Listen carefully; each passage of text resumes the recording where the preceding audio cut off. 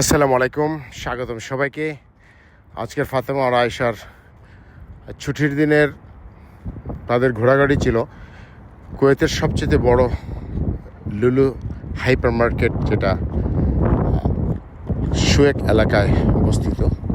মার্কেটের পরিধিটা অনেক বড়, অনেক ধরনের কালেকশন আছে। সব কিছু মিলিয়ে দেখতে হলে আপনাকে ঘন্টা দেড়েক সময় তো লাগবেই। তো ফাতেমা আর আয়েশার নতুন কুয়েতে, তাদের তেমন একটা অভ্যেস নেই হাঁটাহাঁটির। তারপরও চেষ্টা করেছি তাদের পছন্দের যে খাবারের তালিকা থেকে কিছু